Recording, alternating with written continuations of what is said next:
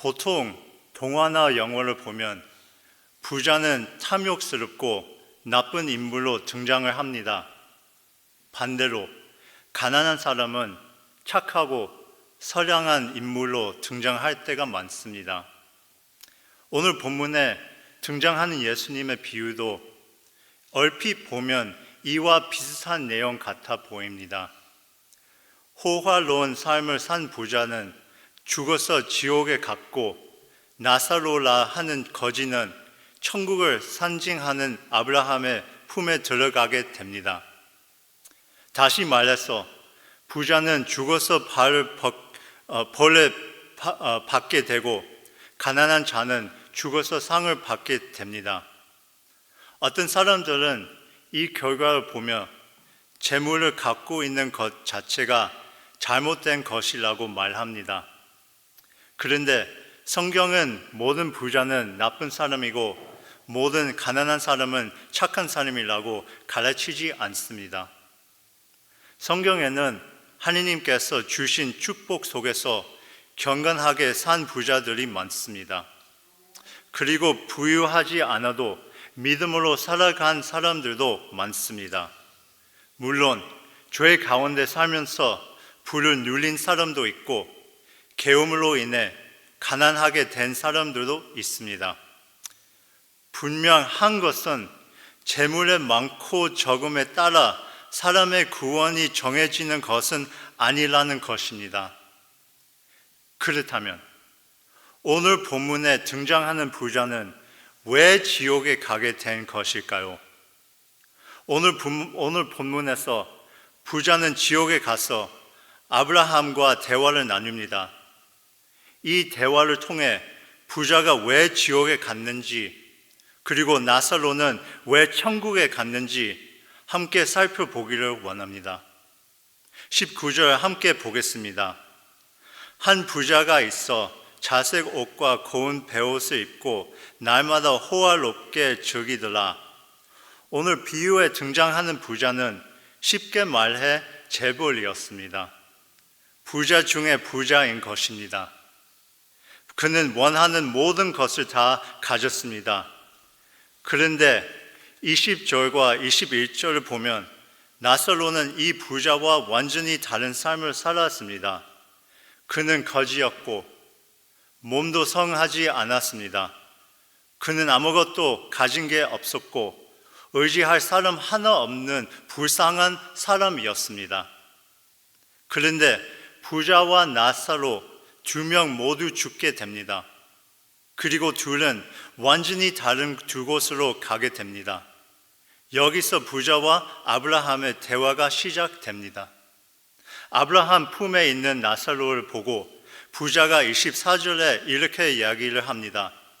아버지 아브라함이여, 나를 긍휼히 여기사 나사로를 보내어 그 손가락 끝에 물을 찍어 내 혀를 서늘하게 하소서. 내가 이 불꽃 가운데서 괴로워하나이다. 부자는 지옥에서도 여전히 나사로를 자신보다 낮게 여기고 있습니다. 지옥에서도 그는 나사로에게 심부름을 시키려고 하고 있습니다. 그리고 아브라함을 Father Abraham, 아버지 아브라함이라고 지칭하면서 자신이 유대인이라는 것을 강조하고 있습니다. 자신이 아브라함의 혈통이라는 것을 강조하면 유리할 것이라고 생각하는 것입니다. 지옥에서도 부자는 여전히 자기 중심적으로 생각하고 행동하고 있습니다. 그런데 25절에 아브라함이 대답을 합니다. 아브라함이 이르되 너는 살았을 때 좋은 것을 받았고 나사로는 고난을 받았으니 이것을 기억하라. 이제 그는 여기서 위로를 받고 너는 괴로움을 받느니라. 부자는 살면서 세상에 자신의 모든 보물을 쌓아놓고 살았습니다. 그는 자신이 가지고 있던 모든 시간, 에너지, 지위를 세상을 투자하면서 삶의 낭비를 했습니다. 앞서 말씀드린 것처럼 돈과 명예 자체가 나쁜 것은 아닙니다. 더 많은 하나님의 일을 하기 위해 더 높은 지위와 더 많은 재물을 갈망하는 것은 잘못된 것이 아닙니다. 경건한 하나님의 사람이 높은 위치에서 선한 영향력을 행사하는 것은 하나님의 영광을 나타내는 일이자 사람들에게 유익되는 일입니다. 문제는 많은 사람들이 하나님의 영광이 아닌 자신의 유익만을 위해서만 돈과 명예를 원한다는 것입니다. 돈과 명예만을 얻고자 하는 사람은 결국 하나님을 잃게 됩니다. 부자는 자신이 원하는 모든 것을 가지고 있었지만 그의 삶의 하나님은 없었습니다. 반면에 나사로는 아무것도 가진 게 없었기에 하나님을 더욱 갈망했을 것입니다. 성경에 예수님께서 하신 많은 비유들이 기록되어 있습니다. 보통 이 비유들에 나오는 등장인물들은 이름이 없습니다. 아버지, 어머니, 부자, 청지기, 농부와 같은 호칭만 등장합니다. 유일하게 예수님께서 비유 가운데 언급하신 이름이 오늘 본문에 등장하는 나사로라는 이름입니다. 다시 말해 예수님께서는 특별한 이유를 가지고 나사로라는 이름을 사용하고 계신 것입니다. 나사로라는 이름 뜻은 하느님께서 나를 도우신다입니다. 나사로는 세상 가운데 가진 게 아무것도 없었지만 그는 하느님께서 자신을 도와주실 거라 믿었습니다. 의지할 곳도 사람도 없던 그가 유일하게 의지할 수 있던 분은 하느님밖에 없었습니다. 그는 사람들에게 구걸해야 사는 신세였지만 그의 가난은 오히려 그로 하여금 하느님을 더욱 의지하게 만들었습니다. 우리의 인생은 고난과 어려움으로 가득합니다. 그리고 삶의 무게에 우리는 낙심하고 실망할 때가 많습니다. 내가 원하는 대로, 뜻하는 대로 일이 풀리지 않으면 우리는 우리 자신을 실패자로 여깁니다. 내가 하는 일, 가족, 결혼, 인간관계, 재정, 내 뜻대로 풀리지 않을 때 우리는 낙심할 때가 많습니다. 그런데 하나님께서는 우리가 무력할 때 우리를 도우십니다. 우리가 쓰러질 때 우리를 세우십니다. 우리가 스스로 실패자라고 믿을 때 하나님께서는 우리가 사랑받고 선택받고 용서받고 구원받는 그의 자녀라는 것을 상기시켜 주십니다. 하나님께서는 우리의 참된 도움이 되십니다. 27절과 28절을 보시면 부자가 아브라함에게 두 번째 부탁을 합니다. 나사로를 내 아버지 집으로 보내어 내 가족들, 내 형제들에게 지옥의 고통에 대해 이야기하게 해주세요. 그런데 29절에 아브라함이 대답합니다. 아브라함이 이르되 그들에게 모세와 선지자들이 있으니 그들에게 들어지이니라. 아브라함은 부자의 부탁을 거절합니다. 모세와 선지자들의 말, 다시 말해 말씀으로 충분히 부자의 가족들이 천국과 지옥에 대해 알 수 있기 때문입니다. 하느님의 말씀은 우리가 믿음을 갖기 위해 필요한 모든 진리를 담고 있습니다. 많은 교회 지도자들은 사람들을 변화시키기 위해 더 많은 프로그램, 더 다양한 기술과 방법을 연마해야 한다고 생각을 합니다. 하지만 사람을 변화시키는 것은 우리의 듣기 좋은 말도 우리의 탁월한 능력도 아닙니다. 사람의 인생은 변화시키는 것은 오로지 하나님의 말씀입니다. 그러기에 우리는 계속해서 하나님의 말씀을 더욱 배우고 더욱 열심히 선포해야 합니다. 대부분의 성공한 사람들은 남의 말을 잘 들을 줄 압니다. 그런데 남의 말을 잘 듣는 것 이상으로 중요한 것이 누구의 말을 듣느냐입니다. 누구의 말을 듣느냐에 따라 우리는 삶의 다양한 결정을 내리게 됩니다. 여러분은 오늘 누구의 말을 귀담아 듣고 있습니까? 곧 없어질 돈과 세상의 가치는 두면서 사는 사람들의 말을 신뢰하고 계십니까? 아니면 모든 지각에 뛰어나신 영원하신 하느님의 말씀에 귀를 기울이며 살고 계십니까? 풀은 마르고 꽃은 시드나 우리 하느님의 말씀은 영원하십니다. 오늘 본문에 부자는 자신의 믿음을 세상의 것들에 두며 살았습니다. 그는 자신의 돈과 자신의 지위를 신뢰하며 살았습니다. 그리스도인이 신뢰할 유일한 진리는 하느님의 말씀입니다. 우리의 생각 늘 바뀝니다. 우리의 마음도 늘 변합니다. 그러나 예수 그리스도는 어제 오늘 내일도 같고 그 분의 말씀은 영원하십니다. 계속해서 부탁을 거절당한 부자는 마지막으로 아브라함에게 말을 합니다. 30절을 보면 모세나 선지자의 말이 아닌 기적을 보게 되면 자신의 가족이 반드시 회개할 것이라고 말을 합니다.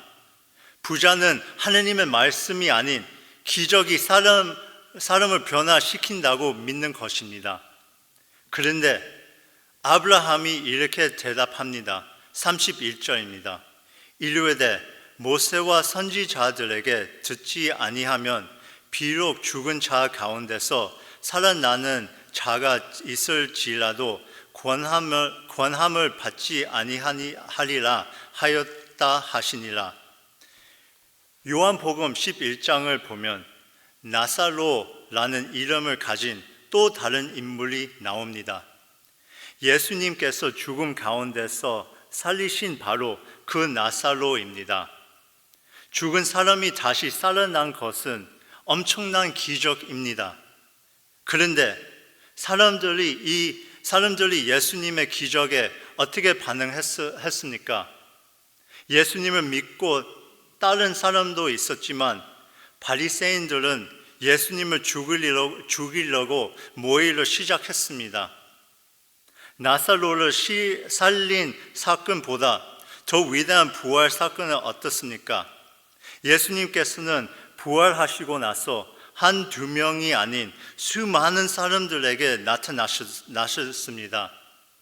고린도전서 15장을 보면 한 번에 500명에게 나타나셨다고 기록되어 있습니다.